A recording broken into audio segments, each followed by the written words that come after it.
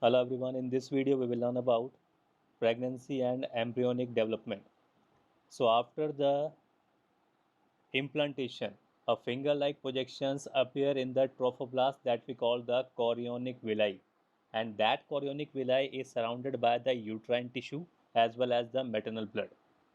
And this chorionic villi and the uterine tissue, it will combine together, it will merge in each other and jointly form the structural and functional unit between the developing embryo that we call the fetus and the maternal body called the placenta. So when the chorionic villi as well as the uterine tissue will combine together, it will form the placenta, and this is very important for the developing embryo. Now this placenta facilitates the supply of oxygen and nutrient to the embryo and also the removal of different type of wastes as well as the carbon dioxide that is produced by the embryo. So whatever the material is supplied between the maternal blood as well as the embryo, it is done by using the placenta. So this is the main link between the fetus as well as the maternal blood. Now this placenta is connected to the embryo to the embryonical cord, and that helps the transport of substance to and from the embryo. So whatever the material is transported to and from, whatever the waste is produced in the embryo, it is transported by the embryonical cord. Now this placenta also act as an endocrine tissue and it will produce lots of hormones like the human chorionic gonadotropins that we call the HCG, human placental lactogen, HPL, estrogen, progesterone, etc. So these type of hormones are also released by the placenta. And in later phase of pregnancy, a hormone called the relaxin, it is also secreted by the ovary. Now, HCG, HPL, and relaxin are produced in women during the pregnancy only. That means these hormones are produced in the females only at the time of pregnancy. At normal stage, it is not producing. Suppose any female is not pregnant at that time, HCG, HPL, and relaxin, these hormones are not produced. So these are produced at the time of pregnancy.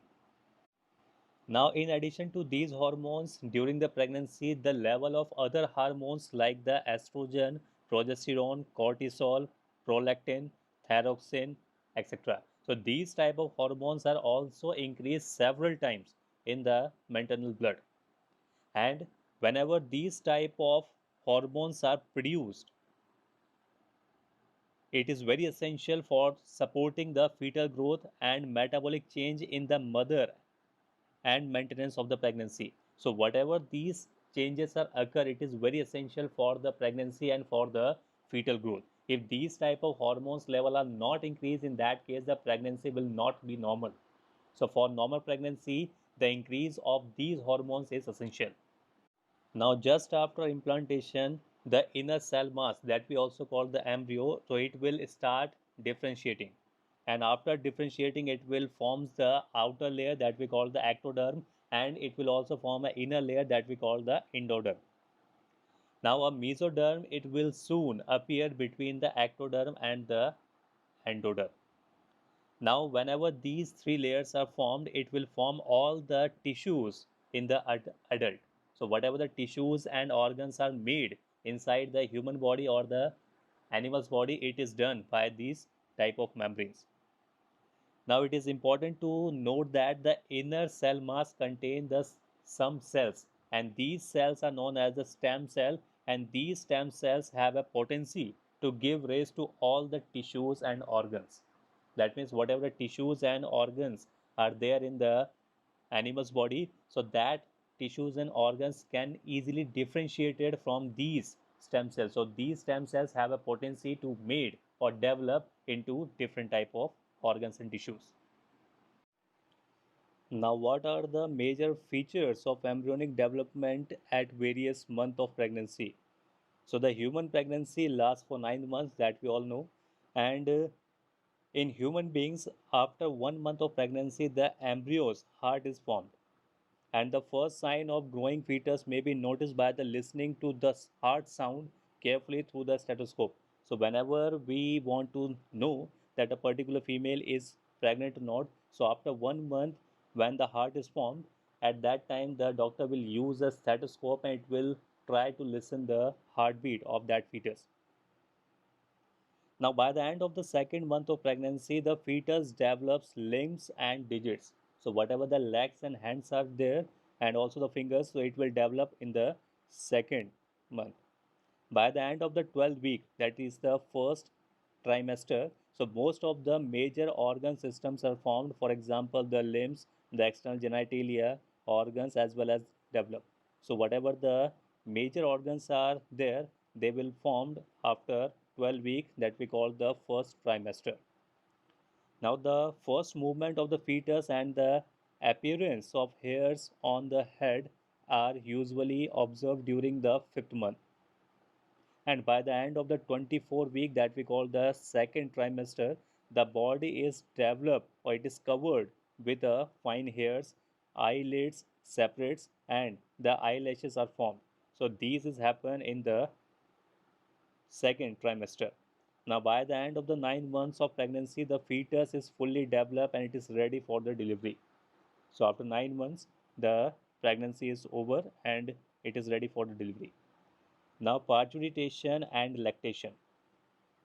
Now, the average duration of human pregnancy is about 9 months, that we all know, and this period is known as the gestation period. So, the 9 months for the pregnancy period is the gestation period, and very vigorous contraction of uterus at the end of pregnancy causes expulsion or delivery of the fetus. So, whenever the strong contraction occur in the uterus, at that time the pregnancy will call or delivery will form. Now, this process of delivery of fetus or childbirth is called the parturition. So, whenever the delivery occur, this process is known as the parturition. Now, the parturition is induced by a complex neuroendocrine mechanism. That means it is a neural as well as endocrine mechanism.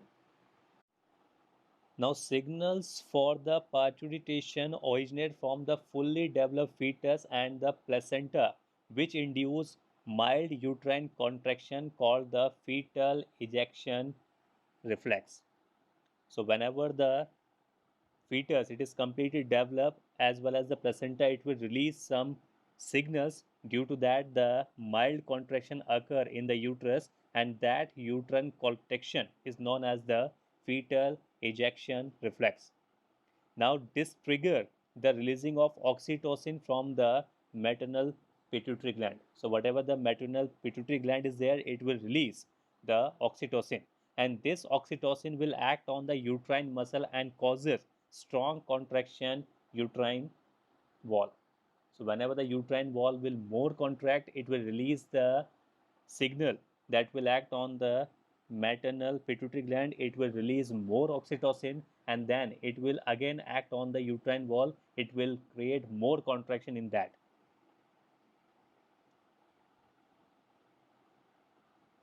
Now, this oxytocin act on the uterine muscle and cause the strong uterine contraction, which in turn stimulates further secretion of oxytocin.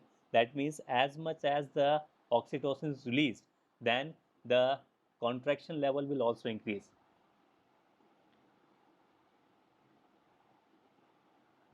Now, the simultaneously reflex between the uterine contraction and the oxytocin release continues result in the strong and stronger contraction.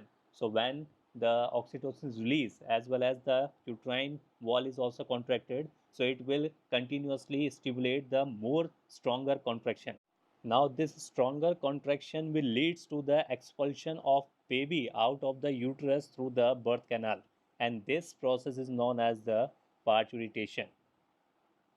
Now, soon after the infant is delivered, the placenta is also expelled out the uterus. So, whatever the placenta is there, it will also expelled out with the baby.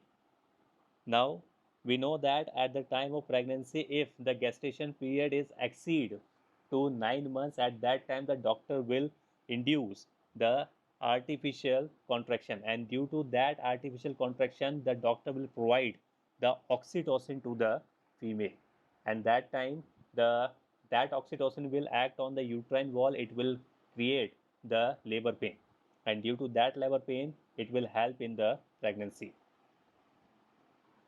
Now, the mammary glands of the female undergoes differentiation during the pregnancy and start producing milk toward the end of the pregnancy by the process of lactation.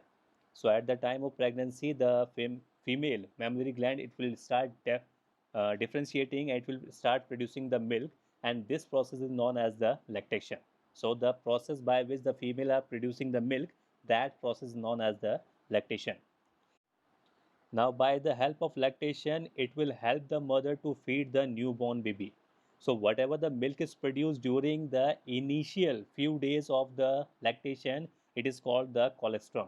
So, it is a quite yellow or light yellow type material. So, that light yellow material which is produced by the process of lactation in initial few days, we called it colostrum. And this colostrum contains several antibody absolutely essential for the developed resistance to the newborn baby. So whatever the colostrum is produced in initial days, it is very much important for creating the resistance in newborn babies. Now breastfeeding during the initial period of the infant growth is recommended by the doctor for bringing up the healthy baby. So it is very important for the healthy baby to feed this initially produced colostrum.